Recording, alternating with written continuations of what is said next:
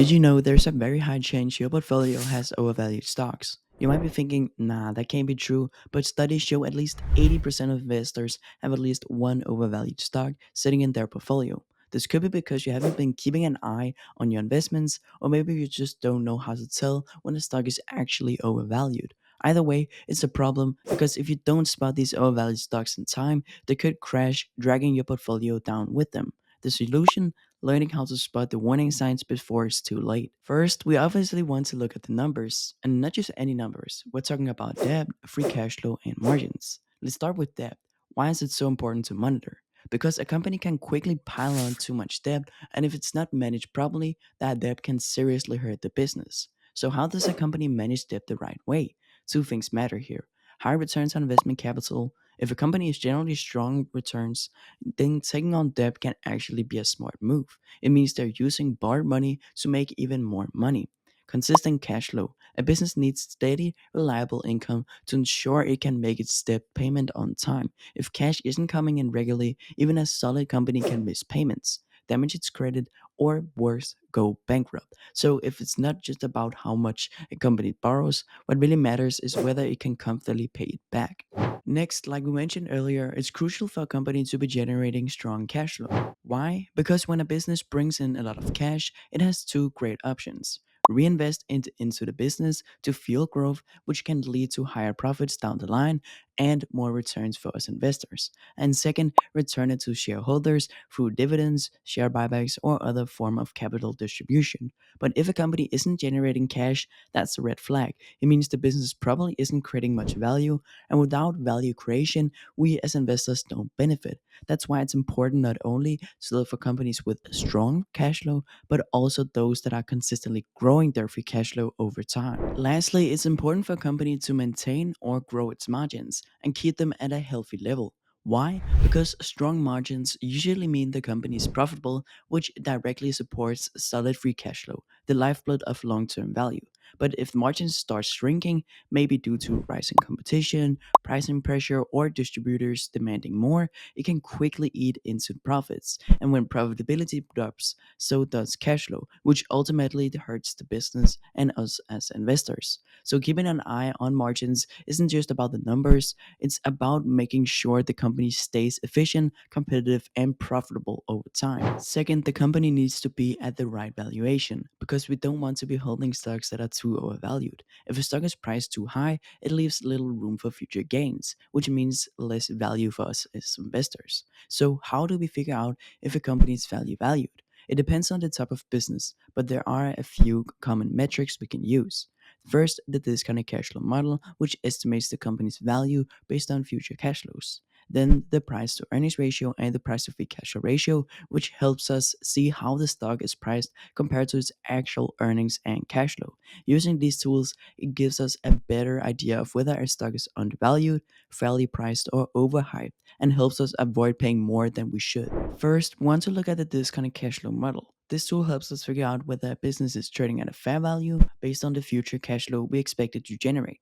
For example, let's say I've invested in Apple and it's given me a solid return so far, but now I want to know, can it keep delivering those returns? So I plug in the numbers into my discounted cash flow calculator: a growth rate, discount rate, a time horizon, which is the number of years, and a margin of safety. Now, let's say that after entering my inputs, the model shows the stock is overvalued. That's a potential red flag. It suggests the future returns might not be as strong as they've been in the past. The second quick way to check if a stock is over or undervalued is by looking at the price earnings and price to free cash flow ratios. Ideally, we want these to be around the industry average unless the company has a strong moat. For example, if a stock has a PE ratio of 40 while the industry average is 20 and is not a market leader or growing fast, that could be a red flag. It might be overvalued. If the company is amazing, it might be worth paying a premium, but if it's not, then we should be looking to buy at a discount. Next, we want to see if there's still growth potential for the company, as a lot of the times the companies grow too big or hit a bump in the road, which we have to acknowledge. Now, we can ask ourselves three questions to find out if a company still has growth potential. First, is the company expanding into new markets or launching new products? This shows whether they're actively looking for new ways to grow, not just relying on what's already working. Second, is demand for what they offer still growing, or are they taking market share from competitors? Either one can support growth. What matters is that the company still has room to grow within its space. Lastly, can the company grow without costs rising too fast or profits shrinking? We want to see that the business can scale, adding more customers or sales without losing efficiency or hurting margins. One very important point that many investors tend to overlook or underestimate is the significance of insider selling. Insiders are people who work within the company, such as executives, directors, or key employees, who have a deep understanding of the business and its prospects. When these insiders start selling their shares, it often signals that they may believe the stock price has reached an unsustainable level, or that the company's future growth might not be as promising as previously thought. In other words, if those who operate and know the business best are choosing to sell their shares, it could indicate that the stock is overvalued. This is a major warning sign for outside investors because it suggests a lack of confidence from the very people who have the most insight into the company's performance and potential.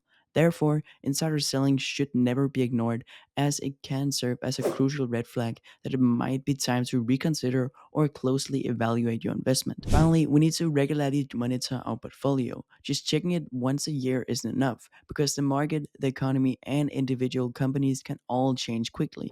A stock that looked great 6 months ago could now be overvalued, facing new risks, or underperforming compared to better opportunities out there. Now, this doesn't mean we should be glued to the screen or try to time the market by trading constantly. That usually does more harm than good. But it does mean staying informed, keeping an eye on earnings reports, major news updates, valuation shifts, and any change to the company's fundamentals. By reviewing a portfolio consistently, whether monthly, quarterly, or after a big market move, you give yourself a much better chance of spotting problems early and making smart long term decisions. Investing isn't just about picking good stocks, it's also about knowing when to hold on and when it might be time to move on. Now, you might have noticed I used a custom discounted cash flow calculator, and that's actually just one feature from an app I'm currently building. I'm combining the power of AI with reliable financial tools to make investing more data driven and accessible. That brings me to the sponsor of today's video, EODHD. They're an API key provider offering a huge range of financial data, and they've been super useful in my coding process. I generally like using their platform because it's fast, convenient, and packed with everything I need for real time market insights. If you're into building tools or working with financial data, definitely check them out. Links in the description.